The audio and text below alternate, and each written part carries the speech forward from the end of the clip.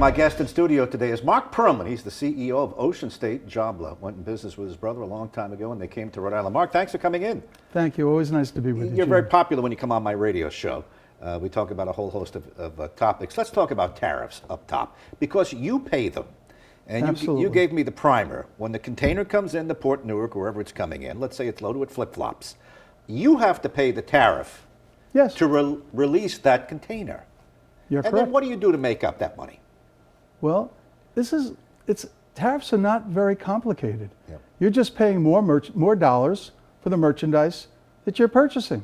So, Gene, if you had a lemonade stand and somebody told you you had to pay more for the lemons, somebody's got to pay. Either you're going to make less money or the customer's going to pay more for the lemonade. It's as simple as that. Yeah, but there are things you can do. You can call up the maker, you call it, or the manufacturer, and say, hey, I'm not paying you 50 cents anymore, it's 45 now. And you might eat it, and then some of it is passed along to the customer. But you're exactly right. It's pretty much of a shared pain. Yep. So, if you're dealing with fair people, the people that are making it will eat some of the pain, we'll eat some of the pain, the customer will eat some of the pain. But the reality is that when the chief executive officer from Walmart says prices are going up, all right, he has no choice. He's got to pay his people, he's got to provide health care, he's got to pay for the trucks and the fuel that goes and all the people that work there. It's shared pain. Yeah. Are you saying the same thing he is today? Yeah, absolutely. I mean, if I have to pay more for a product, we can eat some of it.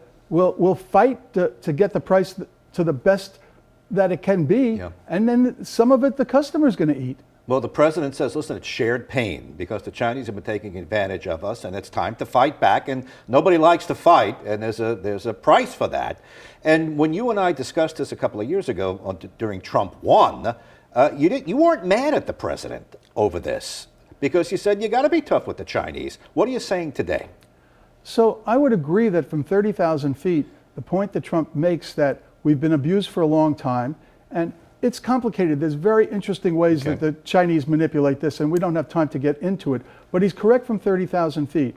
I would suggest there would be other ways that we could have a much smaller tariff that could accomplish the same thing and encourage the Chinese to let's say, behave a little bit more appropriately. Right. Did the president get spooked when Jamie Dimon is alleged to have called him and said, wait a minute, you're picking a fight with the world, you're going to crash the markets, and all of a sudden those reciprocal punishment tariffs came off China.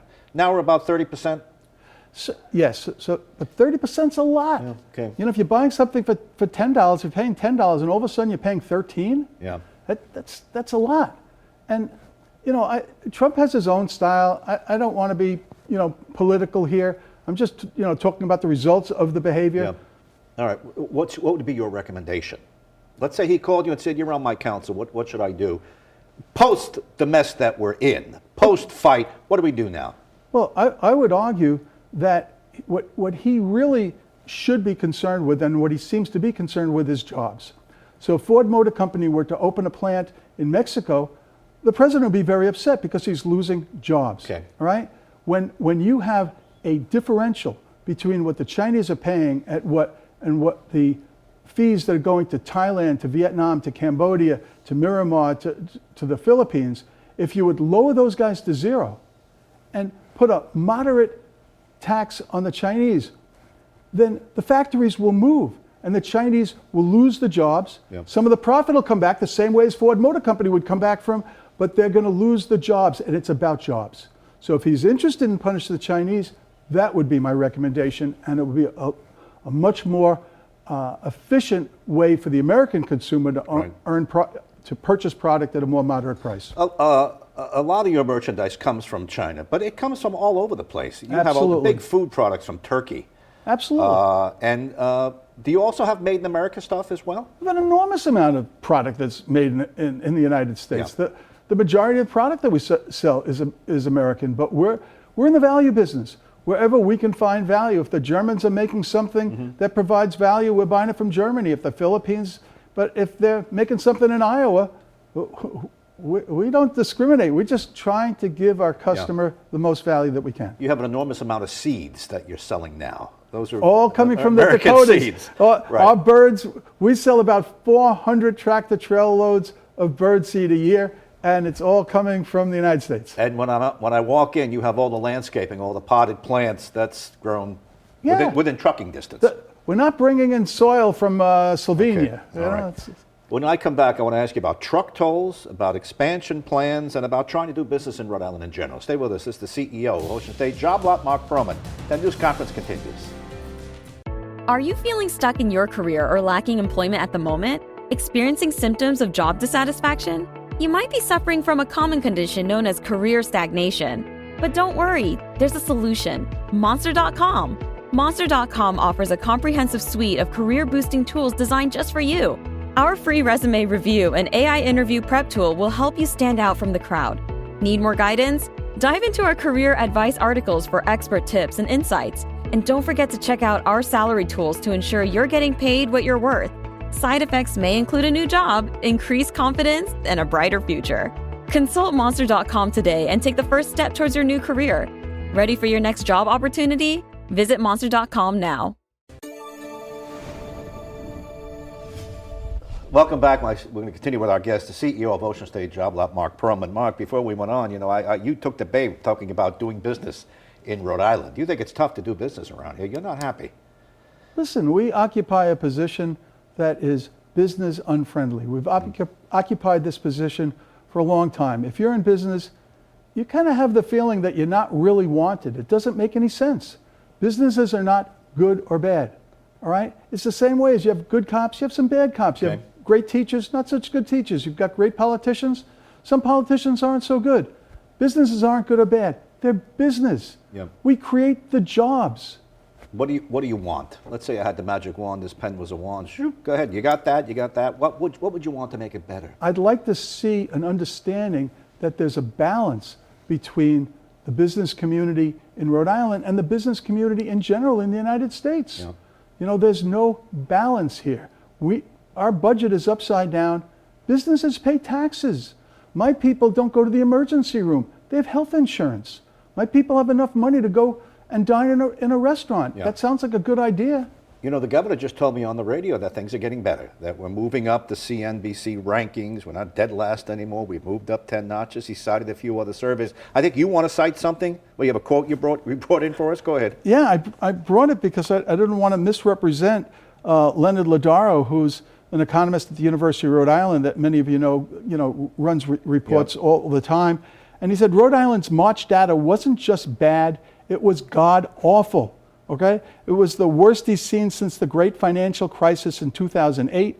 He would be amazed if Rhode Island is not currently in the early stages of a full-blown recession. How does that directly impact on Ocean State Job Lot? Because I go in your stores, they're busy, you're pushing product, you're moving your merchandise. Yes, but Gene, I'd like you to have too much money instead of too little, because I'm very capable of selling you the things that you didn't know that you needed. All right, well, you do, sardines and everything else. There you go. Now, by the way, speaking of giving me more money and everybody else, you've railed against this state taxing people who have money and sending them out of Rhode Island. I'll give you a second to talk about that, then we got to get to truck tolls.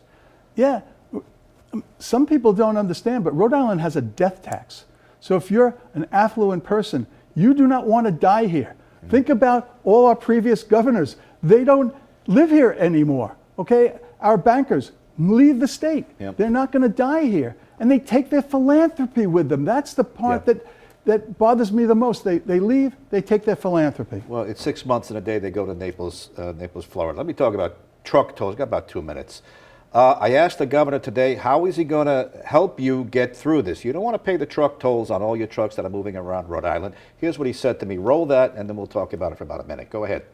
We control the price on a toll. Yes. So we can adjust that price down, which is we intend to do, so that when we actually total everything up, that the amount of monies that the state businesses have paid in the past will not be larger than what they're going to pay now. So it's a low toll for everybody. We can lower the toll. We can lower the cost, and we can find other ways that we can across the board help our small businesses and save dollars for our small business. I'm always looking for ways to do that. That's the answer. He's going to put a lower toll, but for everybody, and you're going to have to pay it. Well, I just want everybody to understand, this isn't like you're going to visit your aunt and you're paying a toll over a bridge. let's use toilet paper, something everybody understands. When Procter & Gamble delivers toilet paper to our warehouse, that truck pays a toll. Yep. When it leaves, it pays a toll. 90% of our business is outside of the state of Rhode Island. Our truck goes out, it Yep. pays a toll. When it comes back, it pays a toll. So now we've already paid 4 tolls, except we don't operate for 8 hours a day. We operate 24. Yeah. So that same truck can literally pay 8 tolls. I don't think anybody understands that how could that make sense that a truck could pay 8 tolls in one day? It doesn't make any sense. With just about 30 seconds left, I'm a little tight on time.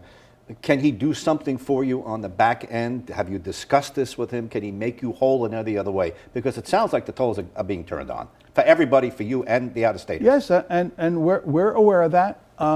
Lowering the price would certainly help. You know, I personally feel that Yeah. we ran down a rabbit hole that nobody else chased, and that's why we have this difficult problem right now. We need revenue. Right. The governor looks at it, there's money here. All right, Marc Perlman, thanks for coming, and we can keep going. And I'll have you back on the radio to talk about your big expansion plans. You took over 15 Big Lot stores. That's correct. Job Lot is taking Big Lot. Thanks for coming in. You bet. Thank you so much.